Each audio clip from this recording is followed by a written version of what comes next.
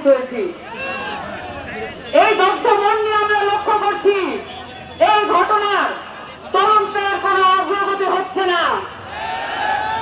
আমরা পরিষ্কার করে জানতে চাই এই মাইলস্টোনের ঘটনার পিছনে কার কার হাত আছে, কোন কর্পোরেট পুঁজি আর কোন বাহিনী এই ঘটনার পিছনে দাঁড়িয়ে আছে।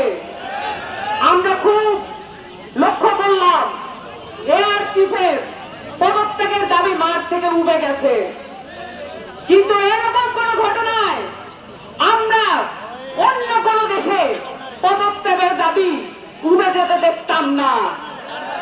বাংলাদেশ একটা সভ্য দেশে রূপান্তরিত হওয়া দরকার। আপনারা এরও দেখেছেন বাংলাদেশের অভ্যুত্থান পরবর্তী সময়ে সবচেয়ে বেশি প্রয়োজন ছিল পুলিশ সংস্কার। আপনারা কি পুলিশ সংস্কার কমিশনের নাম শুনছেন? খালি নির্বাচনের সাথে সংশ্লিষ্ট যেই কটা কমিশন, সেই কটা কমিশন নিয়ে কাজ চলতেছে। পুলিশ সংস্কার কমিশন নিয়ে কোনো আলাপ নাই, শীর্ষ শিক্ষা সংস্কার কমিশন নিয়ে কোনো আলাপ নাই। সবচেয়ে বেশি জরুরি ছিল অভ্যুত্থানের পরে পুলিশ সংস্কার কমিশন এবং শিক্ষা সংস্কার কমিশন। এই দুটো কমিশনকে ইচ্ছাকৃতভাবে অবহেলা করা হয়েছে এবং আমাদের কপালে জুটছে একটা শিক্ষা উপদেষ্টা।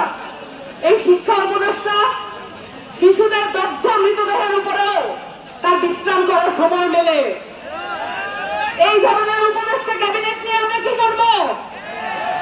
আমাদের সরকারটা আমাদেরই বানাইতে হবে। পুলিশ সংস্কার কমিশনের পরেও আমাদের একটা দাবি ছিল বাংলাদেশের প্রত্যেকটা পুলিশের ঘাঁটিতে নতুন করে পুলিশ মোতায়েন করা। সেটা কি হয়েছে?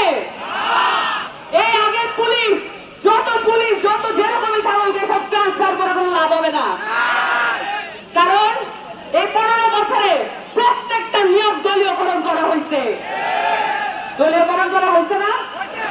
আপনাদের এই পয়েন্টে শহীদ হয়েছে না? শেরপুরে 13 জন শহীদ আছে কিনা? আপনাদের তো বিরাট বড় ইতিহাস আছে শেরপুরে, আপনাদের ব্রিটিশ বিরোধী সংগ্রাম আছে। আপনারা জানেন আপনাদের কত বড় ত্যাগ এবং তিতিক্ষা আছে এই সংগ্রামের প্রতি। বাংলাদেশের প্রত্যেকটা ইতিহাসের বাঁকে আপনারা সেই ত্যাগ দেখাইছেন। এই ত্যাগ ভুলে যাবেন না। 24-এ 13 জন শহীদের নামও ভুলে যাবেন না। আমরা আরো দেখতেছি এইখানে বসুন্ধরা টিস্যু অশুদ্ধতার বিরুদ্ধে এক বিন্দুও ছাড় নয়। ডিজিএফআইয়ের দ্বারা বাংলাদেশে 15 বছরে যত রকমের গুম খুন হয়েছে সবকিছুকে এখানে লেজিটিমাইজ করা হয়েছে।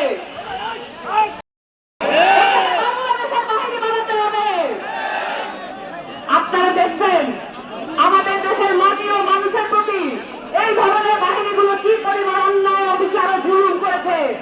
আমাদের মা বোনদেরকে বিধবা হতে হয়েছে, স্বামী হারা হতে হয়েছে, ছেলে হারা হতে হয়েছে। এই মা বোনদের দুঃখ কষ্টে নদীর আমরা আর কোথাও দেখতে পাই না। বাংলাদেশকে এটার প্রতিশোধ তুলতে হবে। বাংলাদেশকে আধিপত্যবাদ বিরোধী এই সংগ্রামে সকলকে আসতে হবে। সংগ্রামী সাথী ও জনতা, আপনারা দেখেছেন গাজায় কি পরিমাণে অন্যায় অবিচার চলছে ইসরায়েলের দ্বারা। আমাদের এখানে একটা ইসরায়েল আছে সাউথ এশিয়ায়। আপনারা তো সবাই এই সাউথ এশিয়া ইসরায়েলের নাম জানেন। দিল্লি, এই দিল্লি থেকে বাংলাদেশের রাজনীতিকে মুক্ত করতে হবে। বাংলাদেশের রাজনীতি নির্ধারিত হবে বাংলাদেশের মাটিতে। এটা আর কোন পলিটিক্যাল ব্লক, এটা আর কোন ইন্টারন্যাশনাল ব্লক এটাকে ঠিক করে দিতে পারবে না।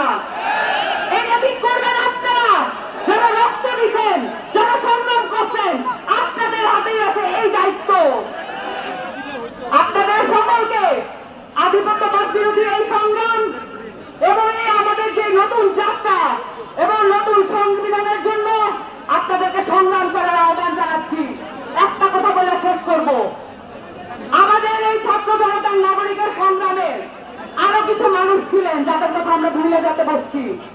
আমাদের প্রবাসী ভাই বোনেরা কোন ধরনের কর্মসূচি ছাড়াই যেভাবে রেমিটেন্স ব্লকডাউন করছিলেন, সেই শাটডাউন আমরা কেউ কল করতে পারি না, তারা নিজেরাই নিজেদেরটা কল করছিলেন। এই রেমিটেন্স শাটডাউনের পরেও তারা মিছিল নামাইছেন। ওইসব দেশে মিছিল নামানো এত সহজ না, কিন্তু তারপর